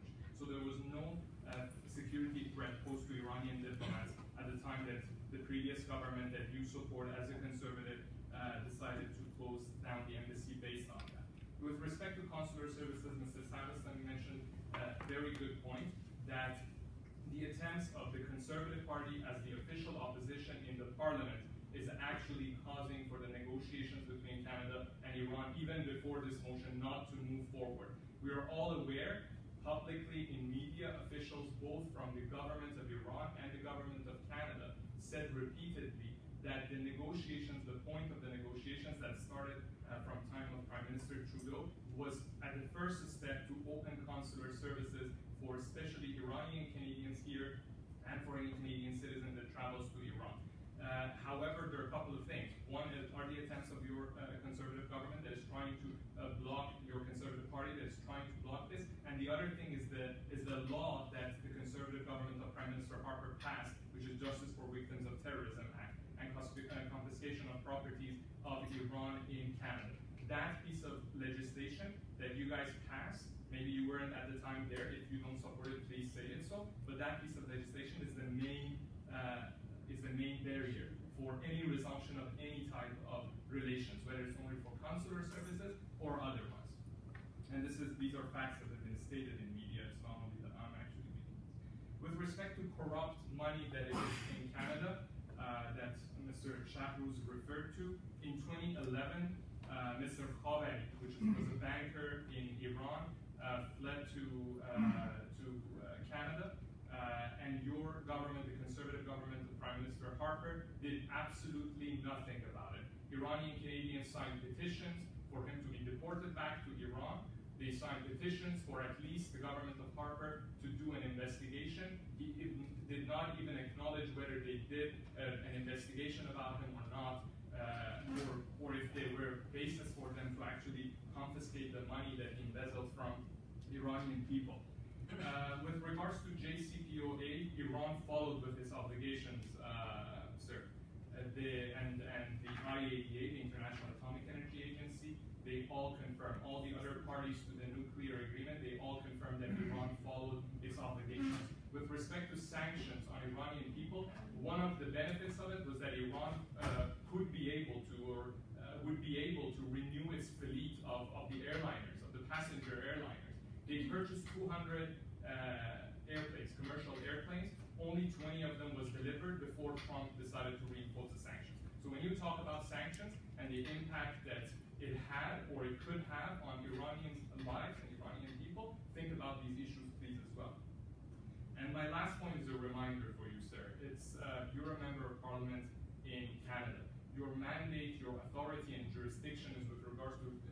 writing and the politics in Canada. Definitely human rights with universal values that we all believe in, and I appreciate that you talk about human rights. However, for you to come and suggest and advocate for regime change in another country that you have absolutely no jurisdiction about, that you absolutely have no mandate even from your voters in your writing, is, to my basically belief, is ridiculous. And you're completely out of your league and out of your jurisdiction when you suggest that. Your opening speech completely reminds me of remarks and speeches that I heard from, for example, Netanyahu when he went and testified in front of the Senate in the US, in the Congress, and he suggested that if we liberate Iraq, then the whole Middle East will become democratic and they will respect democracy. At that time, he was not prime minister, he was a government official. We saw what happened in Iraq. You even refused to admit that Iraq was not about democratizing the country, it was about the weapons of mass destruction. We saw what happened in Afghanistan, we saw what happened in Libya, and those countries are way more closer in the same region as Iran is, instead of you comparing Iran to another country. Also, I don't think Ukraine is a great example to bring up with what's happening in east of Ukraine right now, and Crimea, and that that whole region right now is in kind of civil war still. Thank you.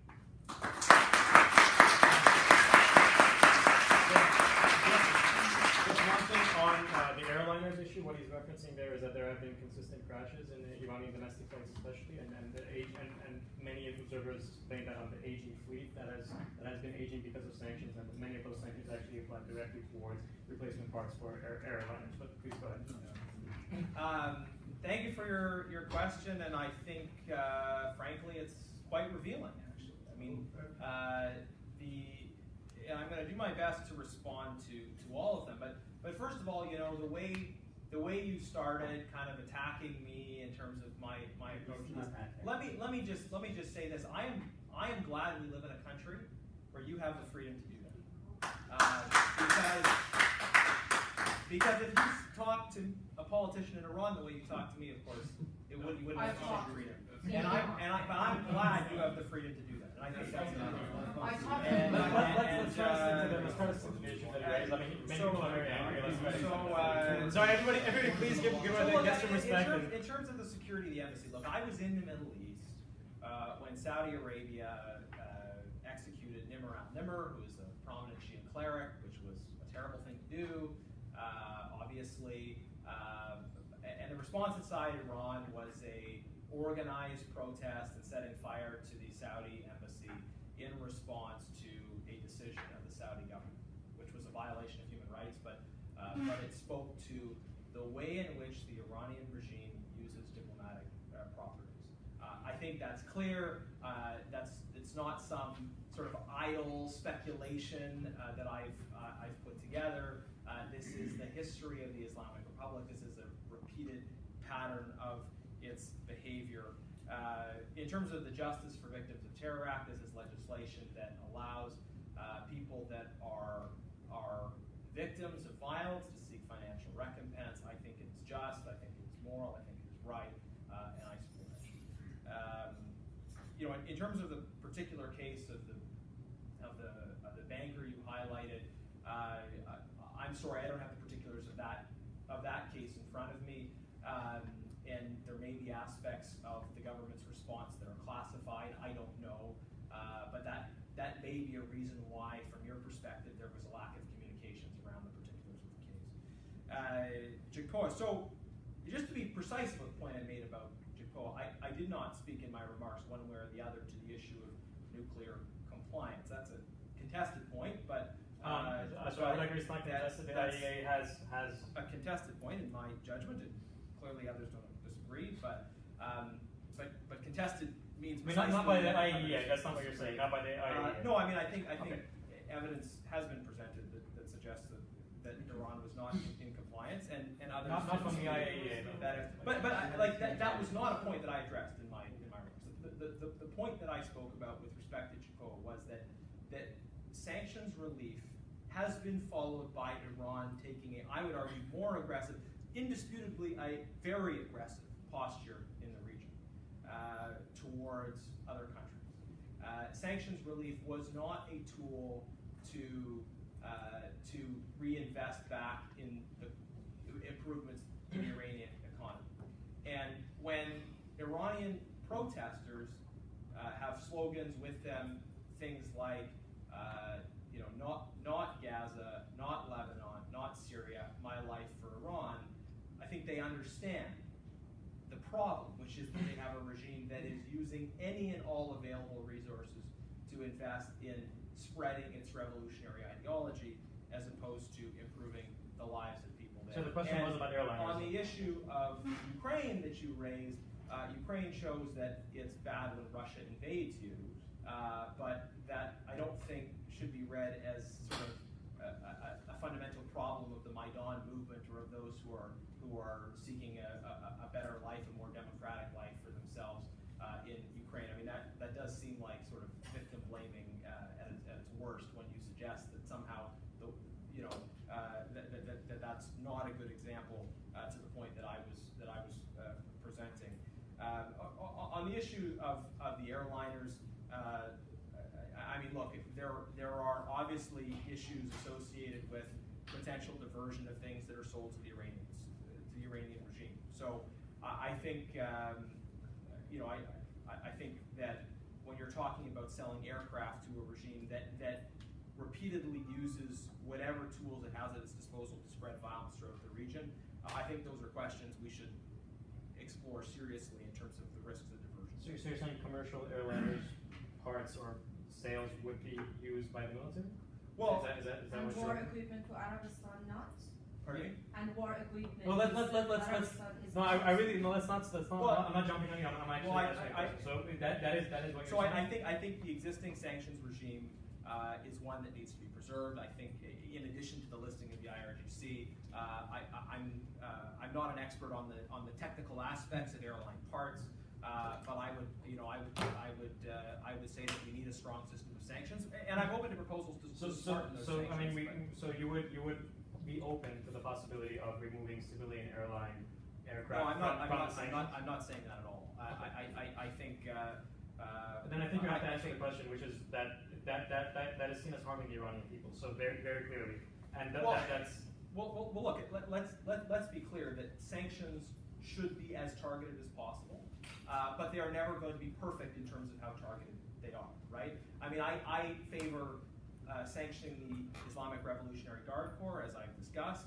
Obviously, there are probably some people that might be employed by IRGC-owned companies who are not themselves involved in any of the violence, or simply working for a company that the military owns, that might be negatively affected by the sanctions. We understand that, but if the goal is to put the kind of pressure that can bring about political change, then we have to look not only at the costs of action, but the costs of inaction. At the end, was it the... Sorry, let's stick to that, because there are a lot of people in mind. Sorry about that, but a lot of people in mind. So I believe I had Mr. Sultanpur, then Irfan, and then Ms. Hadi. Sorry, I had you, and then Ms. Hadi. I'm sorry, what was your name? Could I just get your name? Matt. And then Khanum Mahmouz, and then Ms. Hadi. So Sultanpur, Irfan, sorry, go ahead. Yeah, go ahead, Mr. First of all, thank you for attending the event, because our MP, who is Iranian descent, in last year, he has never been able to attend any Iranian or any town hall meeting. So it is very great that he's one of the Canadian politicians attending and listening to the Iranian community at the open house. But the same, when you very power, conservative, then the same. You shut down the embassy, and after 6 weeks, Mr. Harper selected 7 people to say that, okay, we did this one for the Iranian community. So in the at least from 2012, the Iranian community are out of any connection with the government, liberal or conservative. So it is not Canadian democracy. I learned democracy in Canada. So this is not the same way that is Canadian democracy. It is Canadian democracy. They have to first discuss with the Iranian community in open hall meetings, so which never happened. First of all, second of all, Canada has the biggest foreign minister in G7, or even the board. We have 8 foreign ministers in 12 years. 6 in Harper time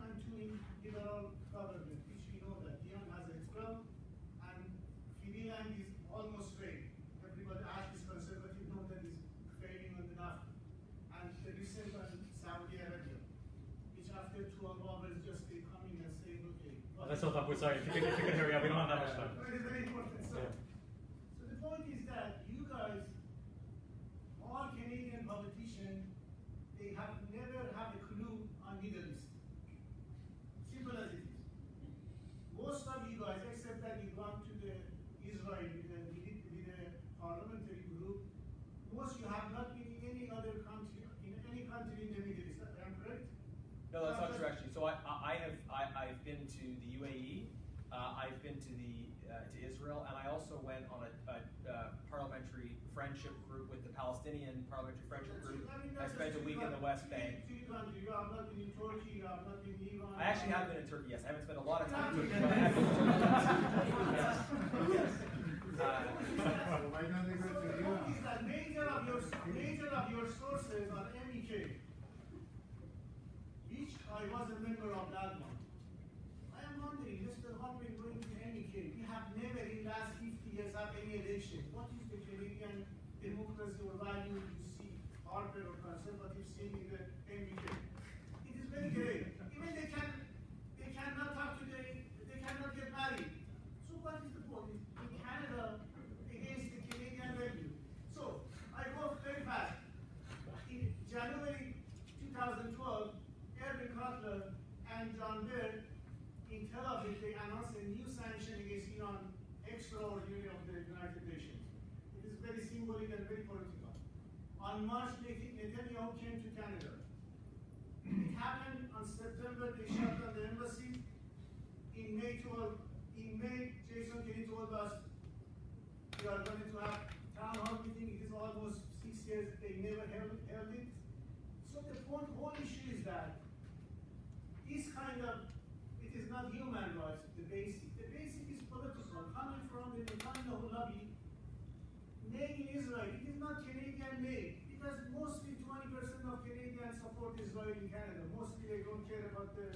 Let's not support, please. So I appreciate your stand, but the point is that everything coming from the Netanyahu lobby, and even, that's it, you are not... I think that was more a comment. You are doing this one, but you have less knowledge, and the point is that whenever that you stand... So we have to wrap up in like 15 minutes, so I'm gonna have to stop you. Okay, so go ahead, answer the question. Whenever that you stand against the... Please, okay, please, could we please? Mr. Jennings is going to answer. We have lots of people that want to ask questions, so please go ahead.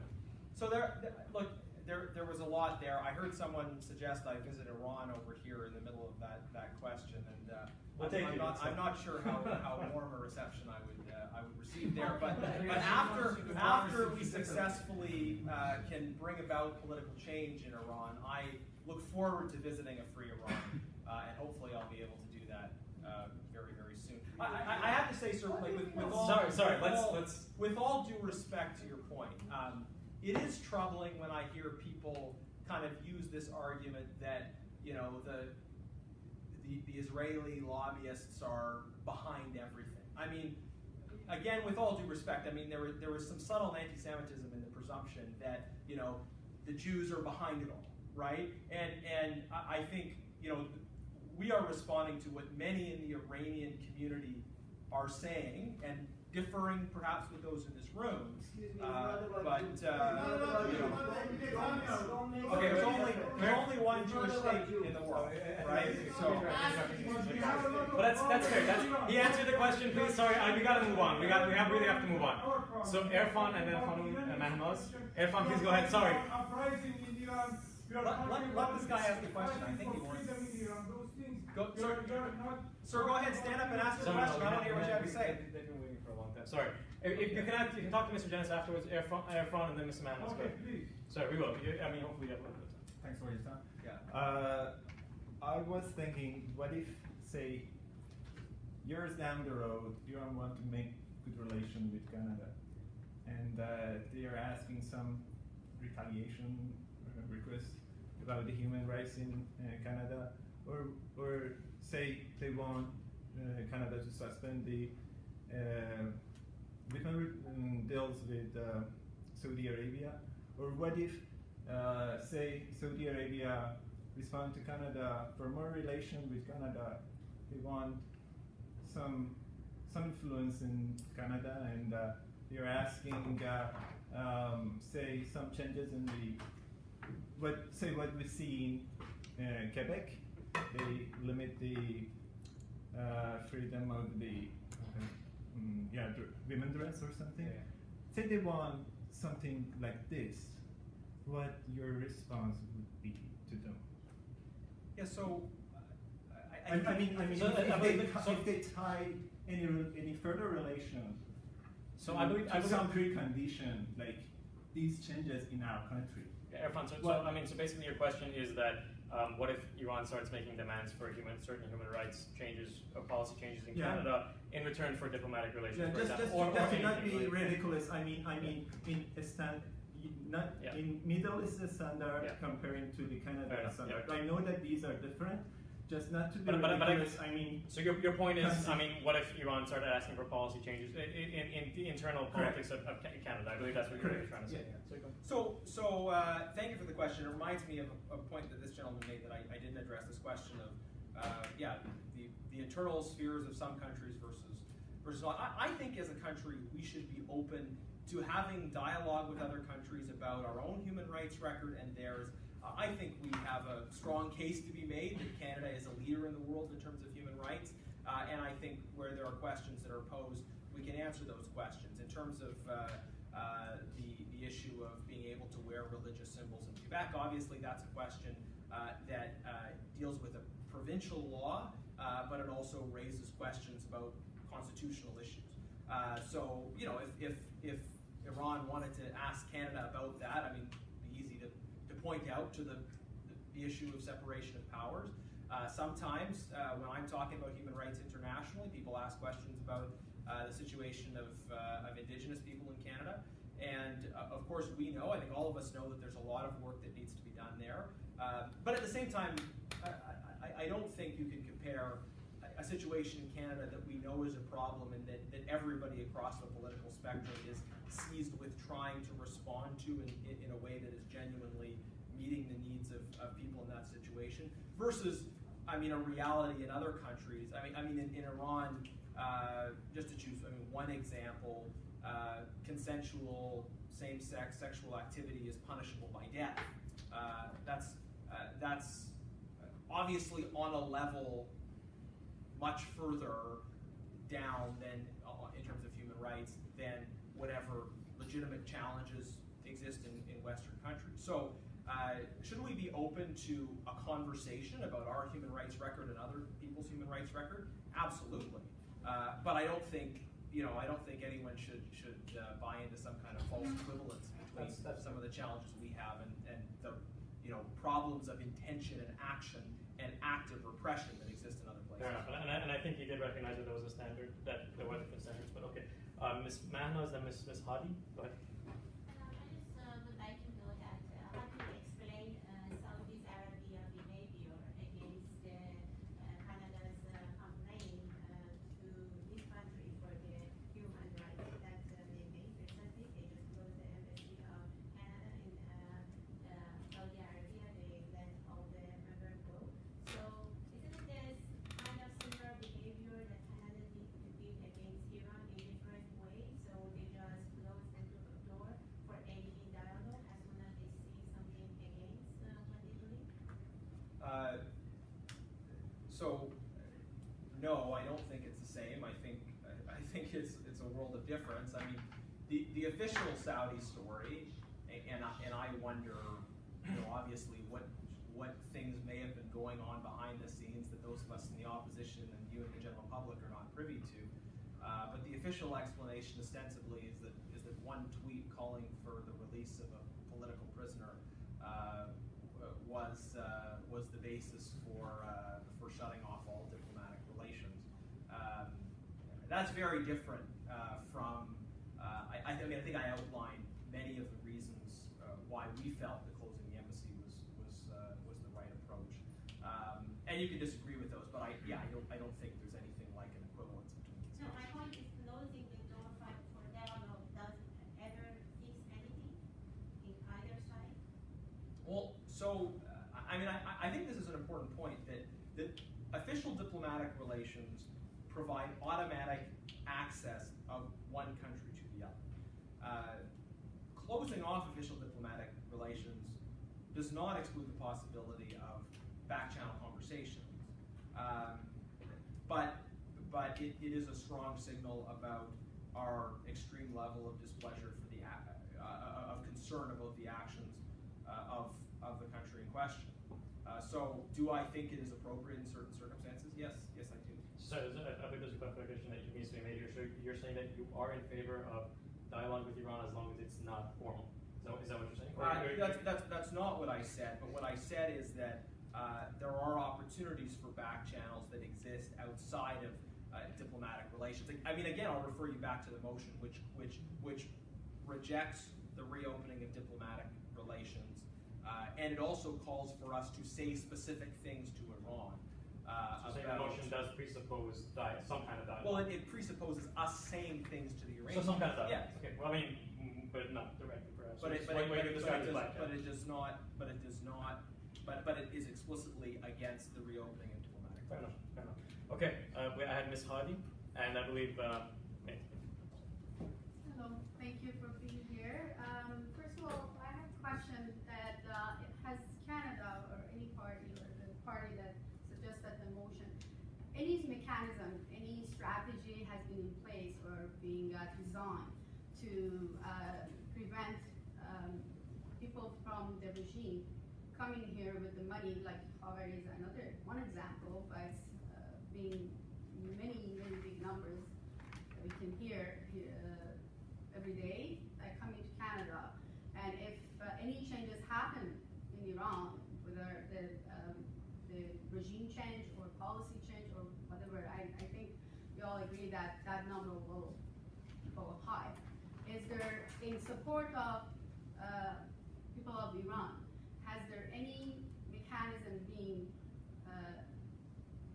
thought of to prevent these people getting here? Has been any consultation with the organization who are working on documentation, human rights documentation of Iran, the names or the documents or any system that can actually prevent that? That's my question. And the other thing is that the survey that you were talking, is that the survey that it was sent yesterday?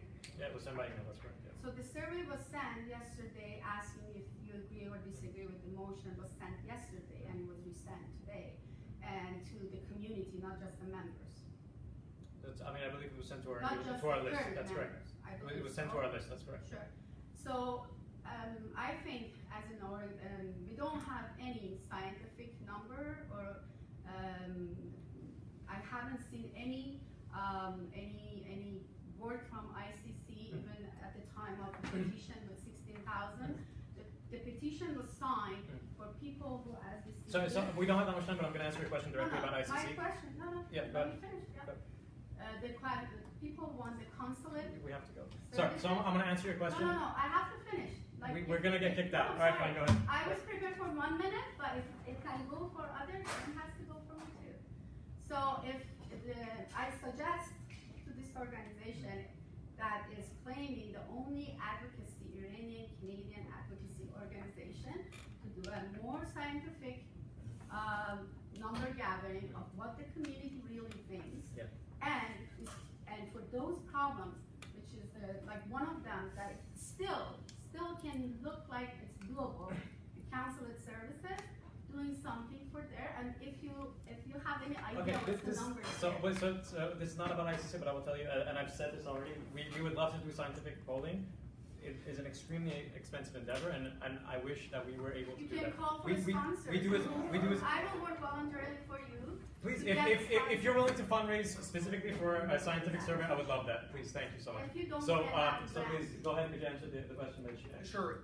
Yeah. So I'll address the 2 points and try to do as quickly as possible. I know because of time. In terms of people coming here with regime money, this is an issue that I hear about regularly. And as an opposition MP, we have limited resources. I mean, we have an opportunity to put forward private members' bills, but they're generally very limited in scope, and actually the rules exclude them from involving any expenditure of money. So it's hard to do anything all that dramatic in government without spending money. So as an opposition MP, I'm not aware of particulars of what the government is doing in this respect. respect. But I agree with you that it's important to look at this issue of money coming from abroad that's trying to influence Canadian politics.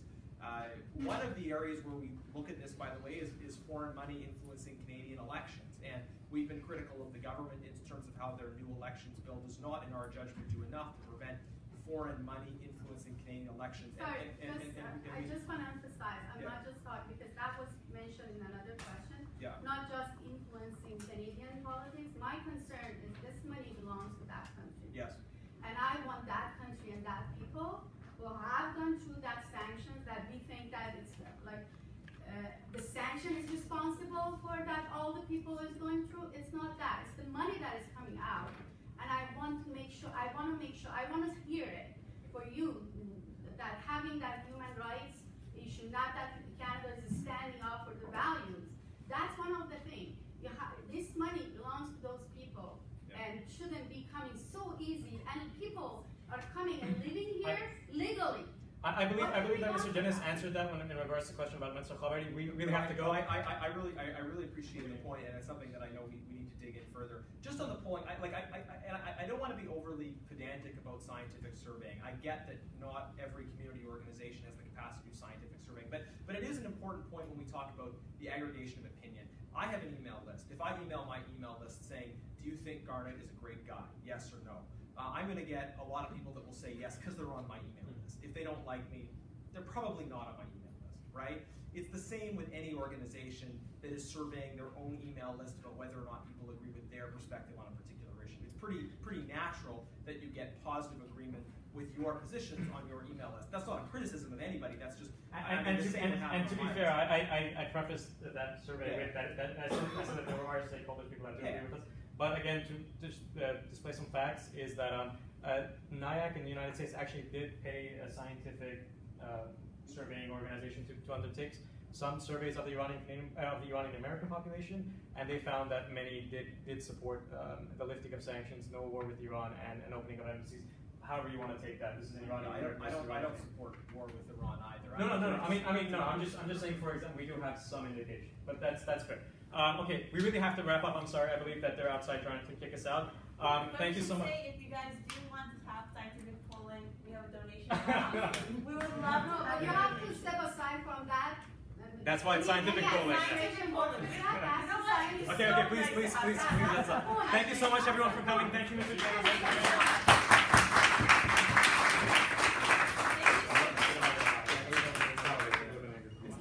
It's not as bad as House of Commons. Yeah.